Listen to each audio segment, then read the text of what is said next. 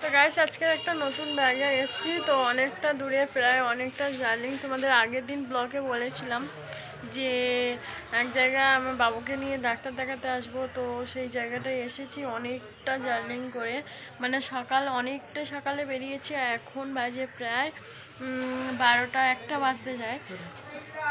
বাজতে যায়। মা মা আমার ছেলেকে নিয়ে এখন দই আনতে গেছে, কারণ ও অনেকটা সকালে বেরিয়েছিল, দই খাবে বলছিল। তো মা ওখানে বেরিয়ে গেছে দই আনতে। এখনও ডাক্তার আসতে দেরি আছে, সে কারণে মাও দোকানে গেছে। তোমার দাদা ভাই আমি এই যে দাঁড়িয়ে আছি, ডাক্তার আসার অপেক্ষা শুধু। ডাক্তার আসবে প্রায় একটা সময়, তো 1টা বেজে গেছে, কখন আসবে জানি না। 23-এ নাম, যেতেই সন্ধে হয়ে যাবে। ফাইনালি তোমার দাদাভাইকে দাঁড়িয়ে আছে, ওষুধ নিচ্ছে। ওইদিকে বাবুর ডাক্তার দেখানো কমপ্লিট হয়ে গেছে। আর এখানটায় বাবা যা ওষুধের দাম বলো না।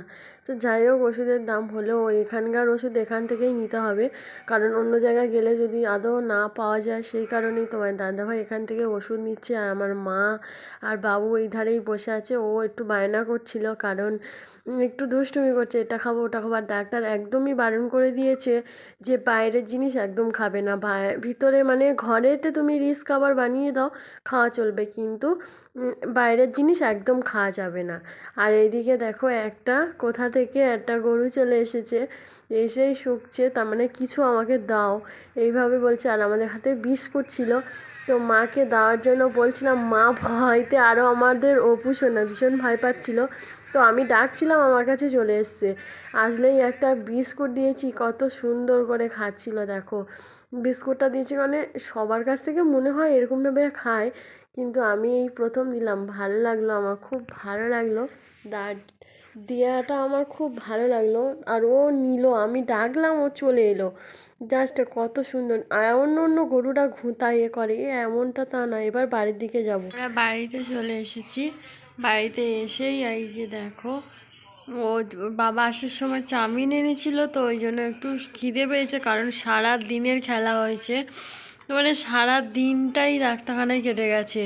তো ওর প্রচণ্ড খিদে পেয়েছিল, আসার সময় একটু চাউমিন এনেছিলাম, তো ওই চাউমিন খেচ্ছে। আর এদিকে আমি তো মানে সকালেই রান্না করেছিলাম, তো অনেকটা সন্ধ্যা হয়ে গেছে, ওই জন্য একটু ডিমের আমলেট করছি। আর সকালেই ভাত বানিয়েছিলাম, সেই ভাতটা একটু গরম করে নেব।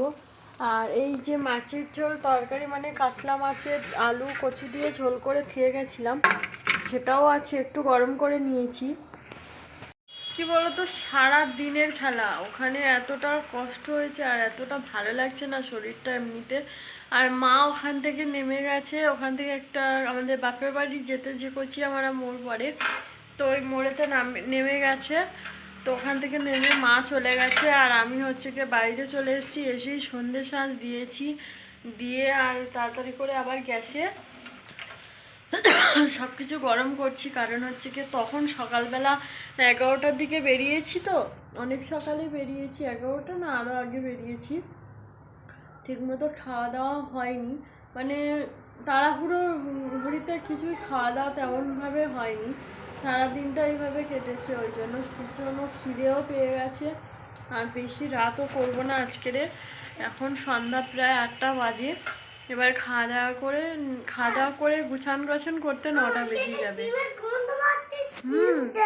ডিমের গন্ধ পাচ্ছ? ডিম তো ভাজছি। ডিম দেবো? আচ্ছা, অবশ্যই ডিম। হ্যাঁ, তোমার জন্যই তো করা বাবা। তো চলো, এবারে আজকের আর শরীর টানছে না, কাল আবার নতুন ব্লগে দেখা হবে। ওর আবার বলেছে কি সেরকমই 7 দিন পরে আবার যেতে হবে। তো চলো, কাল আবার নতুন ব্লগে দেখা হবে। তোমরা সবাই ভালো থাকো, আর ভিডিওটা ভালো লাগলে একটা লাইক শেয়ার কমেন্ট ও প্লিজ সাবস্ক্রাইব করো। আর নতুন ব্লগে দেখা হচ্ছে। তোমরা সবাই ভালো থেকো, আর শুভরাত্রি সবাইকে। Good night, tata.